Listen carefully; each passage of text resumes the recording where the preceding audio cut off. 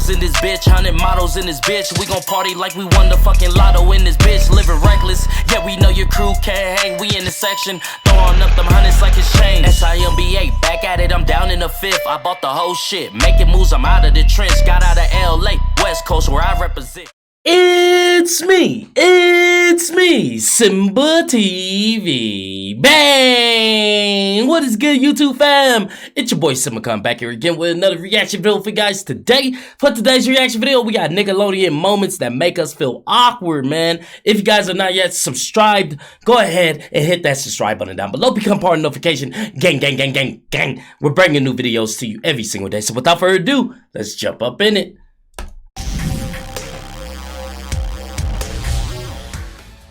There's nothing like some classic family entertainment in the form of a Nickelodeon show.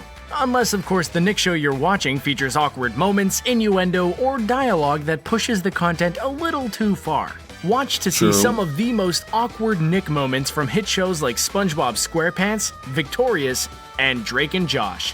Before you watch, click subscribe. You'll join our notification squad and be the first to know of new content. Right, SpongeBob? Right. SpongeBob's haircut.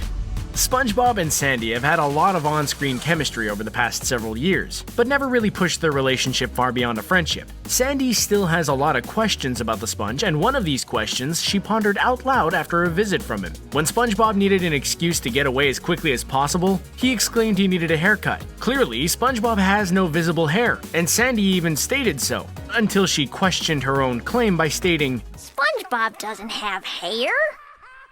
Or does he? Of course, Sandy was referring to the area underneath SpongeBob's outfit, clearly hinting at the possibility of some hair growth on his private parts. Oh, wow. I barely know her. You said you guys have been video chatting every night. I've never met her in person. Lucky her.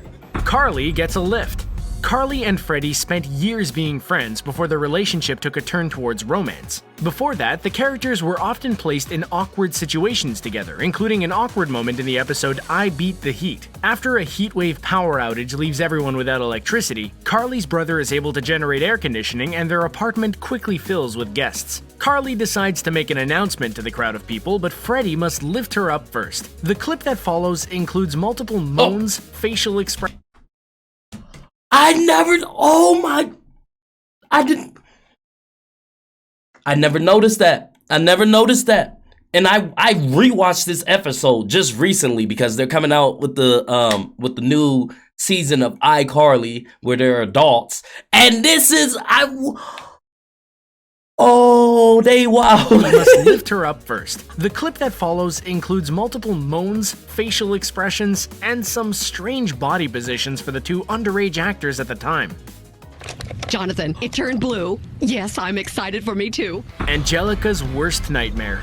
On the Rugrats, there have been many episodes showcasing the nightmares of babies, but one of the most frightening may have been from the episode Angelica's Worst Nightmare. When Angelica learns her mother is pregnant, she has a terrible dream where her new baby brother torments her, grows to a giant size, and eventually eats her alive. The truly awkward part comes when Angelica wakes up and her parents inform her that her mother is not pregnant after all. Now children will have all types of questions, including topics on miscarriages, chemical pregnancies, or simply a late period. A pretty touchy and awkward subject for Rugrats to bring front and center.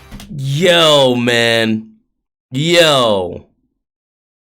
They were out here really just throwing that type of stuff in. Like, one simple just mishearing, not really paying attention, skips over all of that. That's true. Did she have a miscarriage? What was her period just late? Just a pregnancy scare? That's crazy. That's crazy. $2 off my next haircut. I wouldn't wait too long to use that. Your head looks like a filthy mop. Josh's Nan. One of the earliest episodes of Drake and Josh pushed the limits when it came to show content. In the season 1 episode Granny, Drake and Josh are watched by their grandmother. And like many grannies, the conversation gets pushed a little too far. In this case, Granny goes on to talk about being with 7 or 8 band members at the same time and even hooking up with some of the band members in recent years. And I won't tell you about last Saturday night. It's a good thing I got this new hip. Too much info, Granny. Hi, Mom. Hi, Dad. what you got there. Wow, baby, cool. I'll just take him back and find his real parents. Bye. Timmy's paper towels. Timmy Turner is constantly doing crazy stuff in his room, but one joke may have pushed the innuendo a little too far. As Timmy's parents watch a TV show about bad parents, they learn bad parents are the ones who let their children spend a lot of time alone in their room and often need paper towels. Well, just as we hear this, in comes Timmy. I'm just gonna take these paper towels up to my room alone, so don't bother me. Oh no! As viewers, we all know he's up to some crazy hijinks with his fairies, but the joke clearly references a child experimenting with a solo act that instantly gets the parents concerned. Maybe you shouldn't be licking that chicken. Sam and Cat kiss.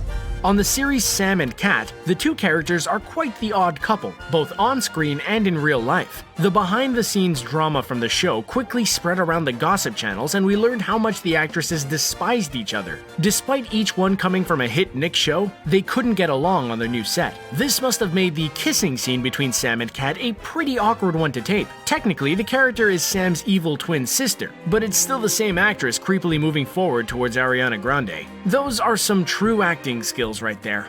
Wow, that's not interesting. Jade and scissors. On Victorious, many characters had their little quirks, but one of the strangest was Jade's obsession with scissors. When the character wasn't carrying around pairs of scissors, she was constantly talking about them. Some of the dialogue may have pushed it a little too far and went beyond the cutting tool in reference. Specifically, the show often used scissors as a verb, saying the word scissoring a lot. The scissoring. Which is a clear reference to a romantic act between two girls. Hopefully the reference went above many of the young viewers' heads so parents could avoid some awkward questions. I wanted to cover the roof of my mouth. Coming right up, Mr. Horny. Rock. His name was Mr. Horny! Yo, this show, every time I hear about this show, bro, it gets more and more wild. Because I used to love Rocco. And now the man was he was a sex worker. You know, his boss's name was Mr. Horny. What was I watching? Who let me watch this show, bro? Rocco's new job. Rocco's modern life is one Nicktoon many of us were shocked made it past all the censors. This whole list could focus on just the one cartoon, but we'll leave the awkward moment to just one scene in particular. When Rocco is looking for a new job, he decides to take a gig as a specialty phone operator. Turns out, the gig was for an adult phone line with Rocco spewing off scripted lines like, "Oh baby." Even worse than the dialogue is the sign with tips like, "Be naughty" and "Be hot." Can you imagine if the Loud House tried to get away with this today? Ew. iCarly's questionable book.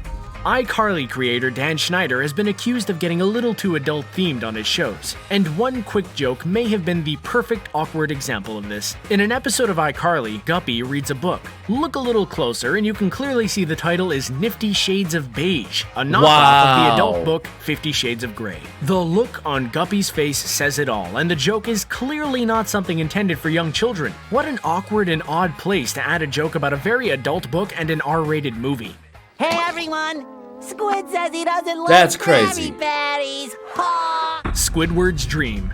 One of the classic episodes of SpongeBob SquarePants is entitled Just One Bite, and focuses on the fact that Squidward has never tried a Krabby Patty before. Squidward eventually does taste the patty, and he's instantly obsessed. His obsession even extends to a long dream sequence where he falls in love with the patty and they grow old together. But let's rewind for a second. In one of the dream clips, Squidward is aged and married to the Krabby Patty. A hybrid patty and octopus child is seen leaving the home, meaning Squidward was actually able to reproduced with a grilled burger? We love food too, but the scene raises way more questions than answers.